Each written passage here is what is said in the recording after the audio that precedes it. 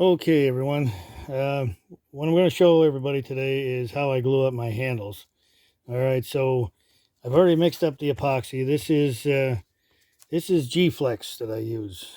All right, West Systems G-Flex hardener and the regular two-part here. Uh, Incredibly tough stuff. I do an awful lot of prepping. As you can see, I rough up the handle part, and of course they're sanded.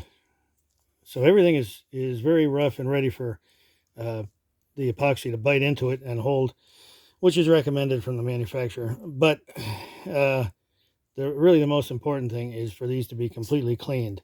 I use naphtha or denatured alcohol, okay, to completely clean all the metal, decrease everything, and the wood too.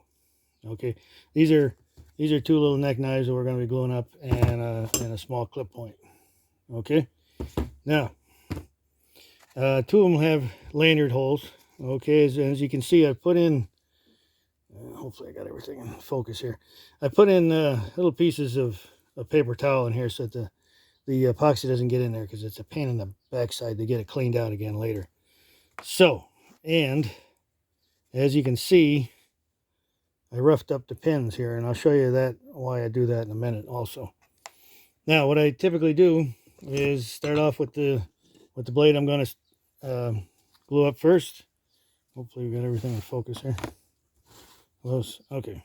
So I like to start off on the left-hand side first. Okay. So now, and again, I'll show, you've got to put a good amount on, smooth, even, I should say. Okay. Get it right in the holes there and everything. Now, the pins, I don't usually coat them. I just put the end. Okay. Just a little bit on the ends and get them tapped in. Just enough so they come through the other side. They're long enough anyway, so we don't have to worry about that. Okay. Little teeny ball peen hammer. Very handy. Okay. Don't need a lot, just a little bit. Oop, hit the camera. Okay. A little too far now. Okay, so that's that one side. Now I take the knife blank here, and I do the same thing on the same side. Okay, now we're going to get a lot of squeeze out here, but that's okay. I'd rather have more than I need than not enough. And again, this stuff is incredibly strong. It's a marine grade epoxy, and it seems to be the gold standard of all us knife makers. Okay, in the holes there, everything. Now, what you'll see here is, I'm going to keep my hands out of the way. These holes are just a little bit bigger than the pins. Okay, they slide back and forth. Now, I do that because, for one, I don't care how many times you drill a hole in the spot that you think it's the right spot. Sooner or later, you're going to have something that doesn't line up right, and you go to put the handles on, and it raises all kinds of hell trying to get everything fitted right. So that's another reason why I rough up the center of those pins.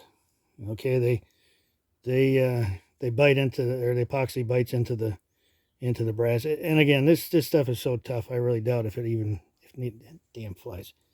Anyhow, okay, so we're doing the same thing on this side,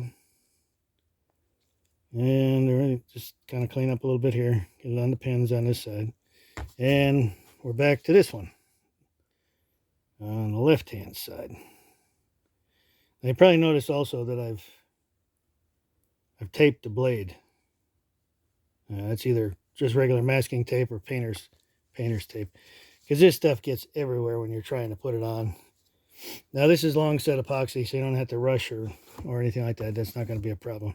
So, all set to go on this one. You just line those up. You can feel where they are. Just take it easy tapping them on there. I want to split the wood. Okay, so there's that one. Now, you got to clamp it. Now, one of the big things about clamping handles on knives, you got to take it easy. Okay, there's no freaking Gorilla Glue or Gorilla clamps on here. No, no reef it down till it starts to beg for mercy. They're just, jeez. There we go with the phone. Okay, there we are. Just enough so it's tight. And I try to space them out a little bit, and I'll work my way back again. Okay, just a little bit on that one. Now we'll set that one again. I usually put 4 on, depending on how big the knife is. Okay, there's going to be a lot of squeeze out going on here. But again, now for woodworkers, for us retired woodworkers, this is not the same way of gluing up 2 pieces of wood. All right, you need to have some restraint, again, when you're clamping, because you don't want to squeeze all that epoxy out. It's not quite the same way when you're doing wood. It's not, doesn't work that way. If you squeeze down too tight with this stuff, you'll get a starved joint, and that's not a good thing. Okay, so we're going to take all that stuff out of there as best as we can, because cleaning it up is a mess. So, all right, now check them again just a little bit. Check them again. Everything's good. Now we got squeeze out right in where the blade is. Okay, that's going to be a mess later. So again, towel with naps on it or denatured alcohol. Clean out as much of that stuff as you can. Now, there's always going to be some left in there that you're not going to be able to get out by the next morning, which I typically like to wait a couple days, because this stuff takes a little while to glue or to harden. And if you don't, and you put it on the belt grinder, it's going to make all your belts come up. So I like to give them at least a day, 2 days even better. But the next day, I always get in there with a chisel or one of my special knives that I use, and well, I take the tape off, of course, and then I get all that dried epoxy in there. The longer you wait, the harder it's going to be to get that stuff off of there. Believe me, it's not fun. So the next day is the perfect time to get that off.